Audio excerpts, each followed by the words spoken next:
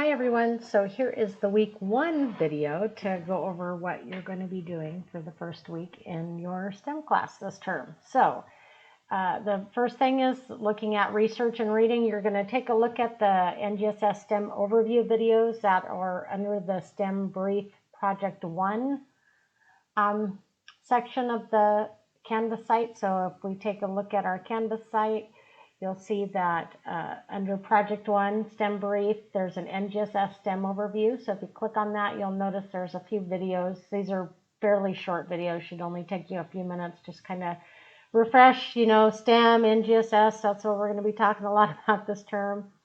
The other requirement for reading and viewing is I'd like you to take a look at the STEM Everyday podcast. Just a good resource, one you might consider adding to your resource section later on. We'll talk about that for Project 3. But this one has all kinds of different speakers, presenters of information, and so take a look at one that maybe is interesting to you. So there's ones like author of Planet Ocean, there's author of Women in STEM Books and Computer Science, the founder of Project Invent, STEM Leads the Way. So lots of different options to choose from, and ones that, if you're thinking about later on curriculum. So there's teachers who are teaching STEM in elementary, outside of K-12. And so some of these are tools, STEM tools. So just, pick one to listen to for this week and start to just explore that resource. So those are the two reading and review things for this week. And then the other things that you need to complete is you need to purchase the PLT ebook and access the PLT resources. So some of you, again, may have already the PLT book, but you might want an electronic copy anyway. And so to access the Project Learning Tree book, you're going to go back to our Canvas site, and at the top is the resources for the STEM Project Learning Tree book purchase link and resources. I covered that in our intro video. So make sure you get that purchased, or you have your copy, because we're going to start using it next week as practice curriculum. And then the final thing is take a look at the STEM Brief project and begin conducting some research on your topic, because this project is going to be due very shortly on July 4th.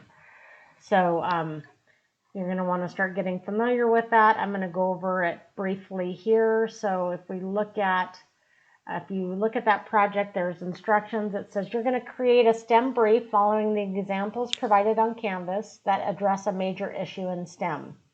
And so I've actually included some topics to consider, like equity in STEM, STEM education outside of the classroom, Oregon STEM hubs, the economic impact of STEM, secondary STEM education models, STEM and English language learners. So lots of variety, but if there is something specific you want to do a little more research around STEM, then by all means email me your idea for your topic. I'm sure it would be fine. Just want to make sure that it's STEM related. So email me if you have a different topic in mind, but choose your project or your topic and then start doing some research, because what you're going to do is you're going to create a STEM brief. And so if you go down to our STEM brief, there's some examples of STEM briefs here, and I want you to create something that is a brief, not a paper, and so these are very different. So I've provided some examples, and so for instance, this one's connecting informal and formal STEM education, and so it identifies the problem. It also includes other text-rich kind of things, like a quote here, key research. It talks about recommendations. It has some citations. So this is an example of something that you would do for a brief. So usually about 2 pages. It's formatted differently with headings, and the text is broken up by subheadings, and so it includes some graphics, often quotes, And so that's an example. There's also another, and there are several in here that you could use as examples. There's also this format. If you look at the second link here. So they're more like a newsletter. And so here's a brief. And so this one's electronic. So you can see it actually is even more reflective of like the newsletter or newspaper type format. Again, considering there are sections of it that are broken up, that break up the text. There's graphics, there's different text boxes. And so I've indicated on the instructions, again, if we go back to our STEM brief description. So you have to include in your section, in your brief, the problem, relevant research, and conclusions. That's the minimum sections that you need to include. So two pages double spaced, and addressing an important issue in STEM, and that you use, I would say, at least 5 credible, relevant, current research to support your conclusions on that topic. So that's your first project that's due. It's due the end of week 2. And there's also a rubric that you can take a look at. It's provided here that tells you how you'll be evaluated on that.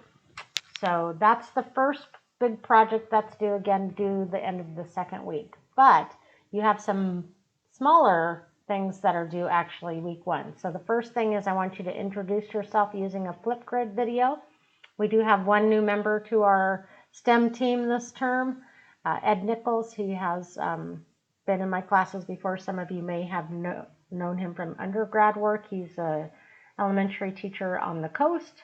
And so it'd be nice just to introduce yourself again, give a little bit of information about yourself. And so I've provided a Flipgrid option under week 1 class assignments. And so you're going to say what's your preferred name and where are you currently living, what is something we should know about you, and then what are you passionate about in terms of STEM teaching. So that's your video recording that you're going to do no more than 3 minutes. So that's the first required assignment this week. And then the second one is you're going to do a STEM discussion. And so this one's going to take a little more work. So this is after you've done some overview, watching the videos I provided, look at the podcast that you selected, and then just drawing on your experience, because I've had all of you in class. I know that we've covered this information. So how does NGSS support STEM education through connections with other content areas? Why is it important to teach STEM in your educational context? And how does STEM connect learning to real life for students? So you're going to respond to those based on your previous research and instruction in STEM and the overview that I provided at the beginning of Project 1. So those are the 2 assignments. So if we go back to your to-do list, those are outlined here under assignments. And so for this first STEM discussion forum, I'm not requiring that you respond, but please do get your post up by the 27th. And it would be nice if you actually looked at other students to see what their experience is with STEM and broaden your ideas about that. Well, that's it for week 1. I look forward to seeing you. I'll post another one for week 2, and let me know if you have any questions. Again, you can sign up for office hours. You can contact me via email and schedule some time if you run into any obstacles. And hope you have a good start to your summer term.